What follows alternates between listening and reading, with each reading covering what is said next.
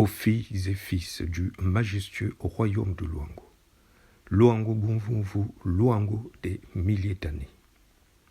Moi, Sa Majesté Makosso V, devant Bukulubitu et Fumuza Mbiampungu, je me présente devant vous et vous adresse mes salutations. Je me tiens devant vous pour dire que mon titre de roi du Luango n'est point le résultat d'une usurpation. Je n'ai usurpé la place de qui que ce soit. C'est par un concours de circonstances que cette charge s'est imposée à moi le 18 octobre 2020.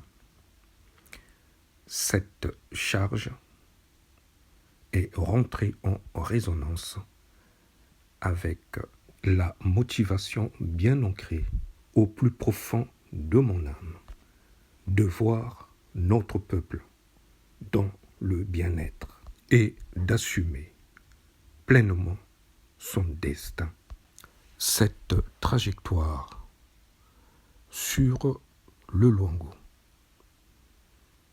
trouve son essence dans une trajectoire beaucoup plus large et qui englobe la recherche du bien-être du monde noir. Dans cette marche où j'ai cherché à comprendre les ressorts du malheur du monde noir et donc du peuple africain noir, celle-ci m'a conduite jusqu'au frère Kovala Tshibinda Kwangu qui prônait la tribalité, une lecture sociétale que j'avais auparavant abordée sous les concepts d'ethnicité et ethnicisme. De cette rencontre avec le frère Kovala Tshibinda, j'eus alors le privilège d'y rencontrer le frère Robert Poitiers Pongu. De ces rencontres, il fut alors pondu, sur initiative du frère Kovala Tshibinda Kwangu, le livre blanc de la tribalité, où j'y apporta ma modeste contribution. En 2014, l'initiative de la création de l'État du Sud-Congo, dont le frère Robert Poitiers Pongu en fut l'initiateur, une initiative que j'approuva. Cette initiative devint alors l'application de cette tribalité.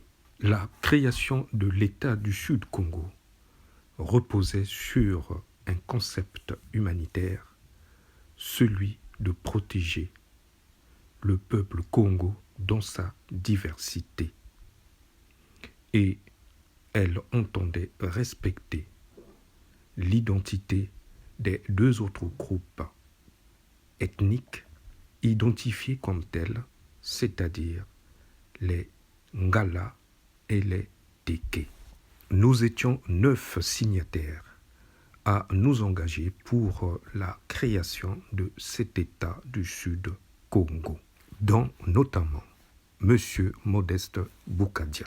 Nous pensions alors que l'existence des textes internationaux, notamment ceux qui fondent l'existence de l'Organisation des Nations Unies,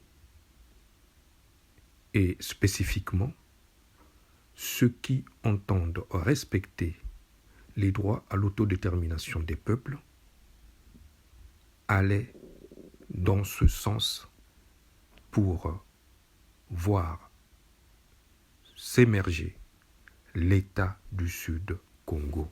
Rétrospectivement, nous nous rendons bien compte que notre lecture des réalités internationales et surtout celles qui présidèrent à la naissance de la République du Congo furent limitées. Et rapidement, notre démarche se heurta à deux murs, un mur endogène et un mur exogène. Le mur endogène formé par l'indifférence et l'incompréhension que nous recevions de la part d'un autre, et le mur exogène où nous fut à ce moment-là renvoyée la réalité internationale, ou plutôt la réalité de ce qu'est la République du Congo que nous méconnaissions. Voilà donc comment cette démarche si noble, dont l'objectif fut de protéger le peuple Congo, de le préserver des dérives de l'exercice du pouvoir Ngala et de toutes les atteintes humanitaires dont il fut victime, elle n'alla pas à son terme.